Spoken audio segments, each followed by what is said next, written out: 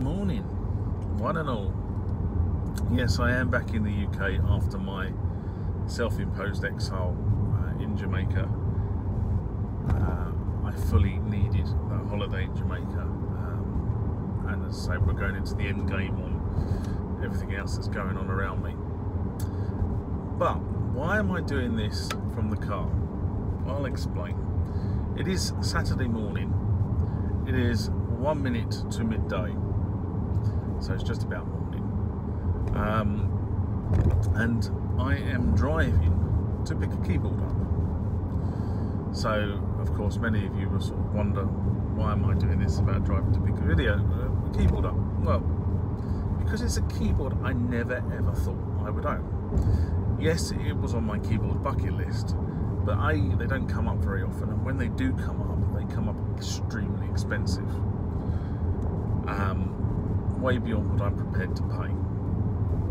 But I'm going to pick it up. So let me explain what happened.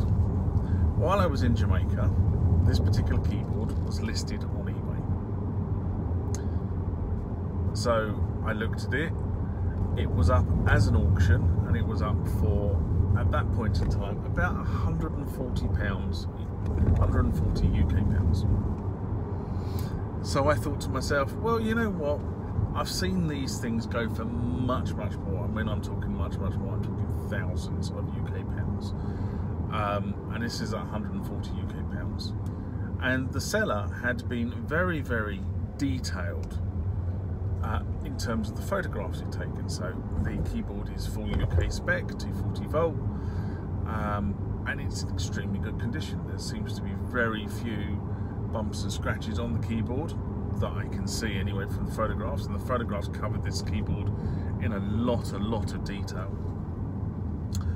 So I thought, well, you know, it's worthwhile putting the bid in. So I did. I put a bid in. I put a maximum bid in, which is what I was prepared to go to, fully expecting to be outbid. And I actually was the highest bidder for a number of days, and then eventually I was outbid. But because I'd put the bid in, you know, eBay keeps telling you, you know, that this item is, you know, go get this item, it's still available, the auction's still going, etc, etc. So I just kept an eye on it, didn't think anything about it, knew I'd lost the bid, was just interested to see how much it went for. And I slowly watched the bidding on this particular item, slowly, oh dear, I'm in a little English town, sort of north of London. Oh dear. Hence the bumpy bits. And I, you know, hence the bidding sort of like slowly crept up to sort of the thousands of UK pounds where I thought it was going to be. Thought nothing of it. Auction eventually ended the day I actually flew back to the UK. Again, didn't think anything of it, but somebody had obviously paid what I thought the keyboard was worth and had purchased it. Then, the day after, the auction ended, I received an email from the seller, and in correspondence with the seller, I then learned that the two guys who were bidding against each other in the auction and pumped this keyboard up to the value that it ended at, both dropped out of the auction, which I find extremely interesting. You know, maybe it was the seller bidding against somebody else. I don't know. I can't say. But anyway, he said both people have dropped out. I was the next highest bid. Would I like the keyboard for what my high bid was? So, having thought about it, and as I say, I've never thought I'd ever own this particular keyboard. I said yes, and that is the reason why I am now driving north to pick this keyboard up. And unfortunately, where this keyboard is located is not on the motorway network. So I came off the motorway network about 5 minutes ago, and I'm now on the what we in the UK call major roads or A roads, but of course A roads go through little villages, and that's where I am at the moment, going through a little village.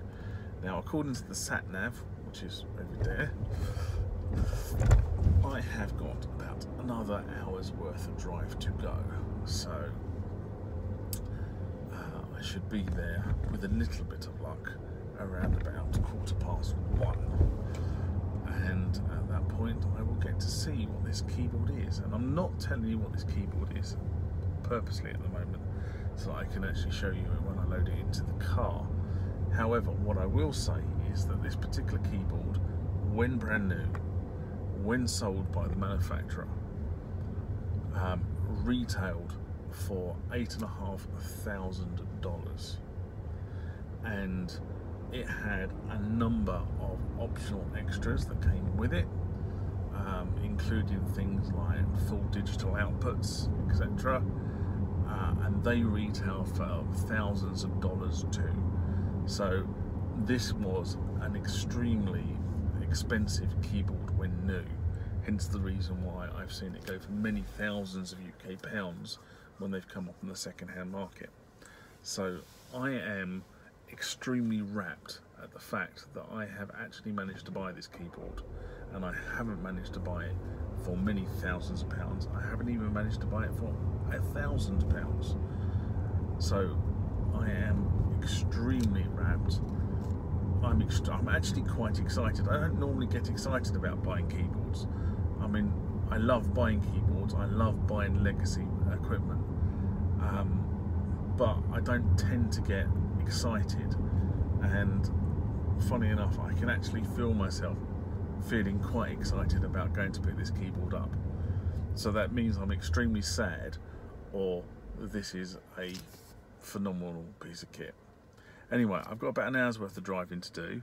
I'm just setting a set traffic lights now, and I shall restart this video on my dash cam when I put the video in the boot.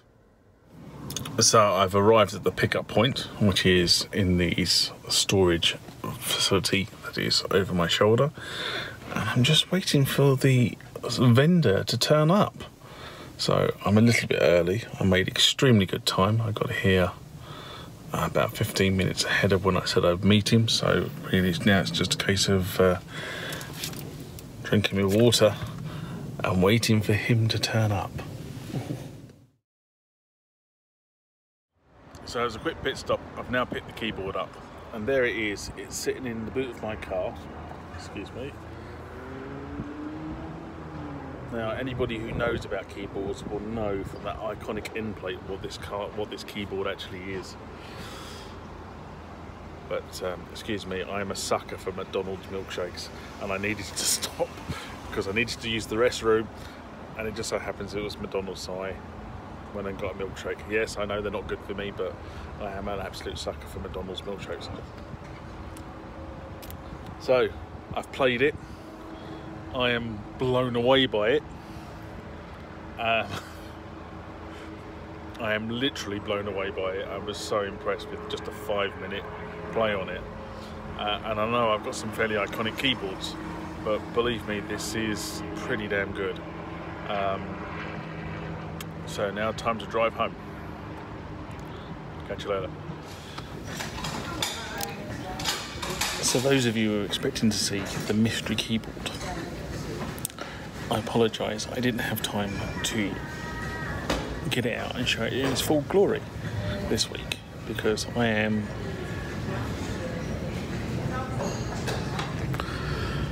at another airport on another trip somewhere else. But I will show the mystery keyboard off at the soonest convenience.